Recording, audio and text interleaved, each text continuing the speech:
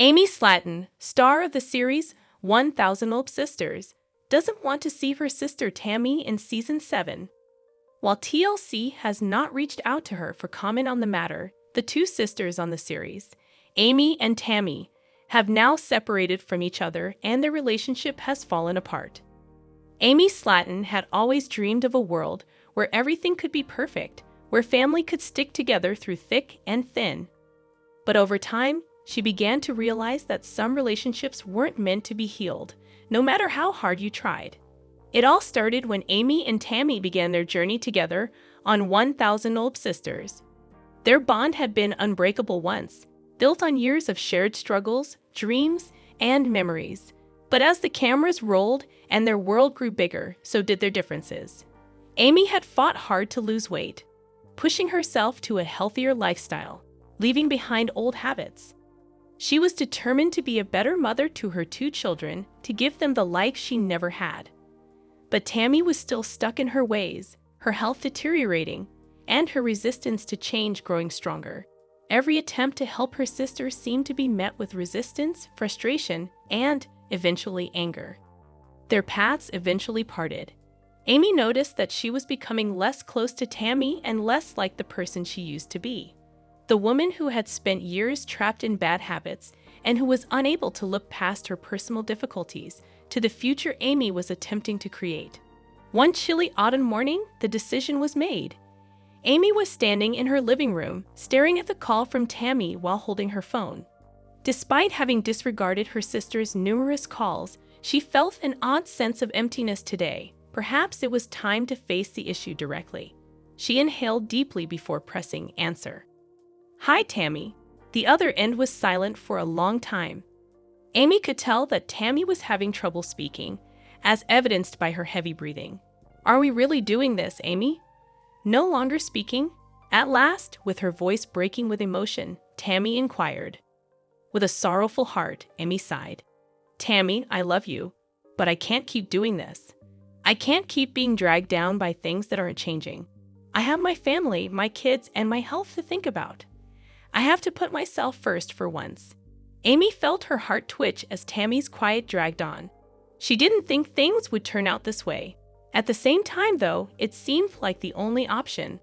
"I'm at a loss for words," Tammy said. "But I need you, Amy. I need my sister."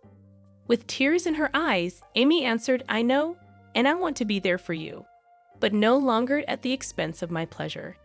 If I'm also broken, I can't help you." Amy sat in the silence of her house with the decision's weight bearing down on her when the call ended. Realizing that love wasn't always enough was sometimes the hardest thing in life, but she had tried repeatedly. Days went by. Neither of them extended their hand, and the world went on. Amy focused on her own recovery, her children, and herself. Still caught up in her own problems, Tammy kept fighting her own fights.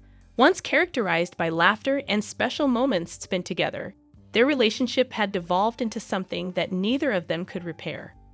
But there was calm in Amy's heart. It was time to let go. She had given it her all. What about Tammy? One step at a time, perhaps, just perhaps, she would find her path. But Amy felt that she needed a mental and physical transformation after giving birth to her second child. Being a mother was a beautiful, hectic, and draining life. She came over an advertisement for Mom and Me workout classes. Fun, friendly, and baby-friendly. One day while perusing Facebook, Amy paused. She had always been afraid of gyms. However, this class felt different in some way. It was about feeling good, finding a group, and possibly even having a little fun, not about burning fat or getting into tiny jeans. The following Monday morning, Amy entered the brilliantly lighted studio, crowded with other mothers balancing strollers, bottles, and yoga mats, her infant strapped to her chest in a carrier. "Hey, girl," referred to as a lively teacher. "I assume you're Amy. Welcome to the team." Amy was shocked to learn that she wasn't the only one making a fresh start. There were experienced mothers, new mothers, and even a few grandmothers. It was a kind, encouraging, and non-judgmental atmosphere. The routines were low impact, the music was lively, and when Amy was unable to keep up, nobody gave a damn. In fact, They encouraged her. At home, Tammy was enjoying a bag of chips while relaxing on the couch. "Where have you been?" She raised an eyebrow in question. With her hair in an untidy bun and her cheeks flushed, Amy smiled. "Mom's squad workout class," she declared with pride while displaying her water bottle. "And you know what? I survived." Tammy laughed. "Well, have a look at yourself. Before you know it, you'll be participating in marathons." Amy gave a wink. "Sis, one small step at a time." Amy hit the class every Monday and Thursday after that. It was more important to her to gain friends, confidence, and some alone time than it was to lose weight. Perhaps, just possibly, she was also somewhat motivating Tammy. But Tammy Slayton had decided she needed a new nurse on a sunny Monday morning in Kentucky. The hunt began after the previous one quit because of excessive sass and one too many flaming hot Cheetos emergencies. The usually helpful sister, Amy, made the decision to assist with setting up the interviews. She created flyers with the following text: "Are you strong, patient, and fond of snacks? To become Tammy's next nurse, apply right away." Linda, a kind young lady, was the first applicant. "How do you manage stress then?" As she sipped a Diet Coke while relaxing in her recliner, Tammy inquired. Linda grinned. "Breathing techniques, meditation, and occasionally some Taylor Swift music." Tammy arched an eyebrow. "Wrong response. Here, we use reality TV and sarcasm to cope with stress." Linda failed to get past the first round. Marcus, a former bodybuilder who is now a carer, arrived next. He declared with assurance, "I can lift, cook, clean, and I'm not afraid of a little attitude." Tammy smiled. "Good, since you will receive a large quantity of it." He was tested by them. When Tammy challenged him to a hot wing eating contest. At 9 in the morning, he stayed for 2 hours before running away.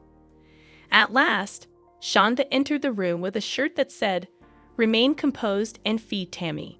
Tammy nearly spilt her soda because she was laughing so hard. With sparkling eyes, Tammy remarked, "You might be the one." Shonda merely grinned. "I've already downloaded all of your favorite shows, girl, and I've packed some extra snacks." "I believe that she is the one," Amy murmured to Tammy. With patience, snark, and just the proper amount of spicy sauce, Nurse Shonda took control of the Slayton household after that day. But Dixon, Kentucky, had a rainy afternoon. Amy was deep in concentration as she sat on the porch swing and gazed up at the gray sky. Being Tammy's carer has been the focus of her life for years. Amy had been there for every appointment, every crisis, every cry, every outburst. Today, however, felt different. Amy experienced a sense of calm today that she hadn't had in a long time. 2 towns over, Tammy had recently moved into a new assisted living facility. Although it wasn't a simple choice, it was essential. Amy was at the end of her rope. She knew she had little left to give between taking care of her own health and parenting her 2 boys. She had informed the social worker, "I love my sister, but I can't lose myself caring for her." It had been an emotional roller coaster over the last few years. Amy had found herself in precarious situations because to Tammy's health issues, mood swings, and resistance to change. While attempting to keep Tammy afloat, she occasionally felt as though she was drowning. She had begged for strength, yelled into pillows, and wept in private. She knew she had made the correct decision, though, as she watched her children play in the garden. Surprisingly, Tammy had handled the news better than she had anticipated. Perhaps she could see the tears Amy was trying to hide or heard the weariness in her voice. Perhaps she finally realized that letting go is sometimes necessary for true love. Beside Amy, the phone buzzed. "Today was my first therapy session," Tammy texted. "Not as horrible as I had assumed. I appreciate everything, Amy." Amy grinned. She felt hopeful for the first time in years, not only for Tammy, but also for herself. She trusted her sister to develop. She wasn't leaving her. And at last, she was making the decision to choose herself, her children, and an exciting future. A tiny ray of sunlight broke through the clouds as the rain started to lessen. Taking a deep breath, Amy leaned back and said in a whisper, "This is just the beginning." But Amy's comfortable living room was the gathering place for the Slayton sisters on a calm afternoon in Kentucky. Misty crossed her arms and arched her brow as Chris leaned back in his chair and grinned suspiciously. Trying to be casual, Tammy was browsing through her phone. Chris gave a loud clearing of his throat. "All right, Tammy, spill it. Who's this new guy we keep hearing about?" Tammy grinned as she looked up. "You guys behave as though I'm concealing a secret identity or something." "Because you are," added Misty. "For the past 2 weeks, you have been laughing at your phone. That isn't typical." From the kitchen, Amy hurried in and waved a bag of chips. "All we want to know is whether or not he is a catfish. Sis, you are aware that we have your back." Despite rolling her eyes, Tammy couldn't stop a smile from spreading across her face. "Jordan is his name. He listens, is kind, and no, he isn't a scammer." Chris dramatically leaned forward. "Does he work somewhere? Canines? A criminal history? Social security number? What is your blood type?" Tammy chuckled. "Yes, no, yes, and I'm not sure. But wow, Chris?" Misty's eyebrow went up. "Tam, we just don't want you to get wounded again. At salad night, the last time, you were all in, and he vanished more quickly than Chris." Chris appeared insulted. "Hey, now." Amy laughed. "All we want is to meet him. Next week, take him to the family dinner?" After a moment, Tammy nodded. All right. You can all meet him. But don't question him as if you were FBI agents." Chris smiled. "No assurances." Jordan left a message on Tammy's phone as she glanced down at it once more. "I'm excited to meet your family." Knowing that this supper would be one to remember, she grinned. But Tammy Slayton was sitting on her porch, browsing through her phone on a sunny spring afternoon in Dixon, Kentucky.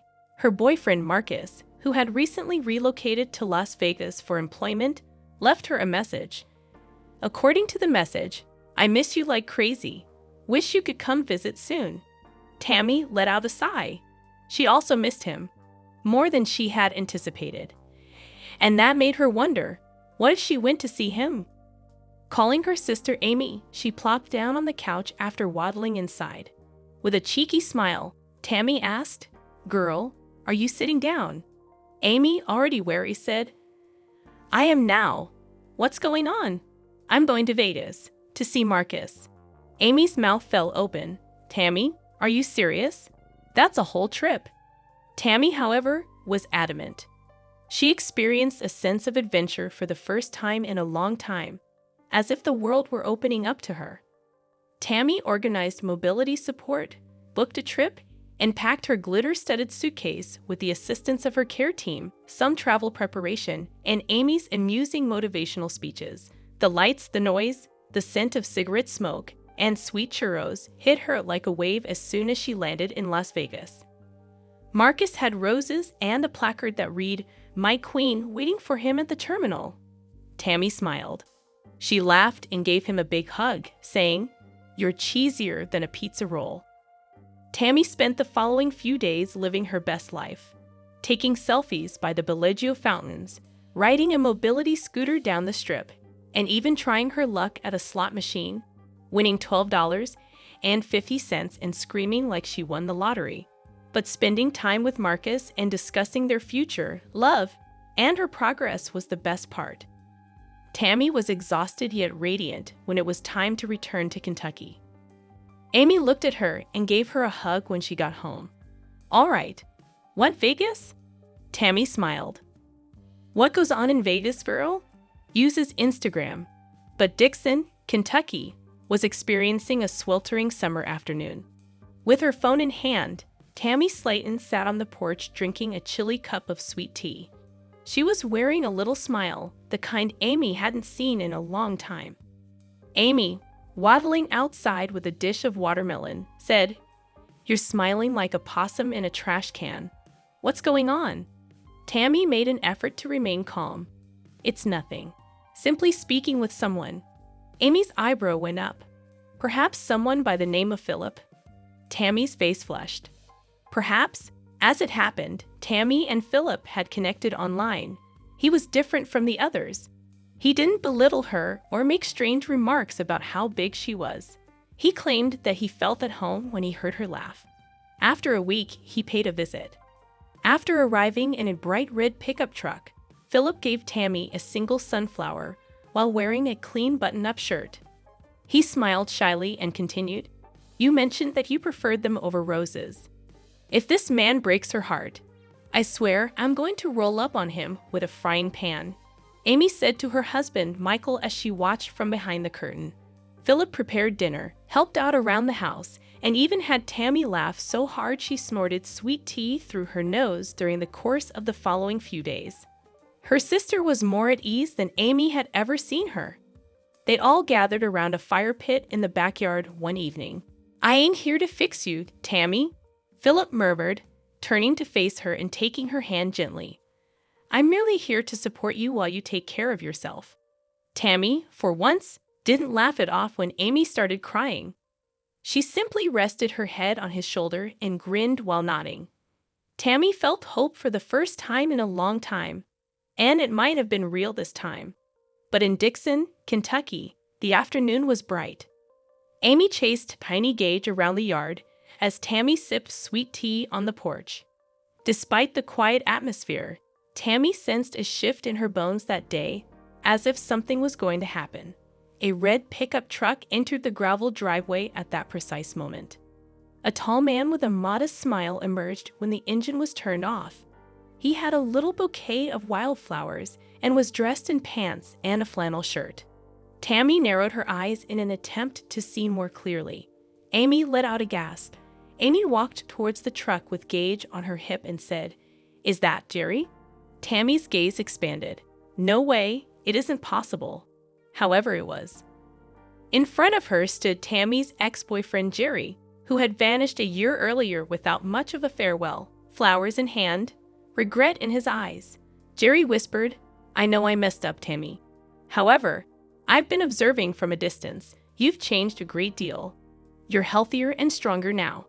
And I understood. I still give a damn." At first, Tammy remained silent. There was a heavy hush. Then she grinned. "Jerry, you brought me weeds." Jerry gave a tense laugh. "Wildflowers are what they are. I chose them myself." "Romantic, Jerry?" Amy mumbled, rolling her eyes. Tammy looked at him and then back at the flowers. "You are welcome to sit.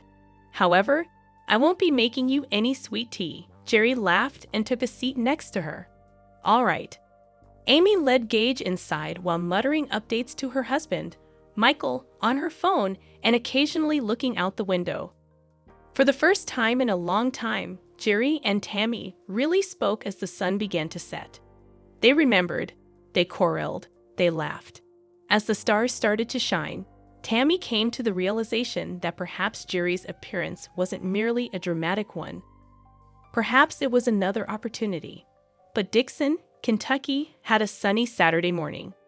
There was a flutter of excitement in the Slayton home as the birds began to trill.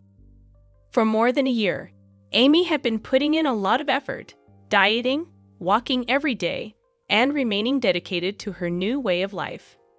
With cameras filming and people observing her every move, the trip wasn't easy. Today, however, was different. She was prepared today. While enjoying her iced tea and browsing through her phone, Tammy sat on the porch. "Are you coming out?" She raised an eyebrow and called. "I'm nearly prepared," Amy yelled from within, her voice a mix of joy and trepidation. A couple more minutes later, the door opened slowly. Amy wore a form-fitting dress that she had purchased years prior, but had never dared to wear until now. Her smile was bright, her hair was styled, and she exuded confidence. Tammy's jaw fell open. "Is that you, girl? You look fantastic." Amy laughed and flushed. "Tam, I shed 180 pounds. Is it not unbelievable?" As the sisters gave one another a close embrace, the camera crew documented the touching scene. For once, there was only love and appreciation, no teasing or jokes. Amy sobbed as she spoke of her kid, saying, "I did this for me, for Gage, for our future. And you can do it too, if I can." Tammy proudly glanced at her sister. All well then. Together, let's do this. And on that day, both sisters embarked on a new chapter in their lives, not simply Amy's metamorphosis. But Dixon, Kentucky, had a rainy Tuesday afternoon. Tammy was browsing their YouTube stats, while Amy was tucked into the couch and eating some chips. Amy jumped when Tammy let out a loud gasp. "Now, Tammy, what? Was there another hack?" Amy inquired, a little irritated. "No, young lady. We recently reached 50 million views on our video." With wide eyes, Tammy exclaimed. Amy put the chips down. "Which one?" Tammy swung the screen around. "Amy versus Tammy, the hot sauce challenge." Amy chuckled. "My stomach still regrets that one, oh Lord." They decided to give their followers a countdown of their top 3 most viewed videos as they each reflected on the past. However, nobody was aware that every video included an absurd backstory. What began as a harmless kids challenge swiftly descended into disaster. Tammy unintentionally combined all the ingredients at once when Amy ordered DIY slime kits for a fun bath challenge. The outcome? A gooey, green monster that almost filled the bathroom and spilt the tub. Because of Tammy's famous quote, "I ain't bathing in Hulk snot," the video went viral. Tammy asserted that she was capable of handling any spicy sauce. Amy threw caution to the wind. 5 liters of milk, a screaming match, and 2 hours of Tammy's dragon-like breathing were the outcome. Their emotional responses and the amusing foul-up captivated the audience. Tammy abruptly challenged a young neighbor to a TikTok dancing war during a broadcast of a family BBQ. Nobody anticipated it. When Tammy was feeling particularly sassy, she made some movements that sent shockwaves over the internet. Overnight, the video went viral, and celebrities responded and reposted it. Amy turned to face Tammy, back in the present. "You understand what this means, don't you?" Tammy grinned. "Is it time to disrupt the internet once more?" Amy smiled. "Let's prepare the slime bath's second part." Tammy let out a moan. "God bless us all." The sisters suddenly hit record once more, prepared to produce the next viral disaster.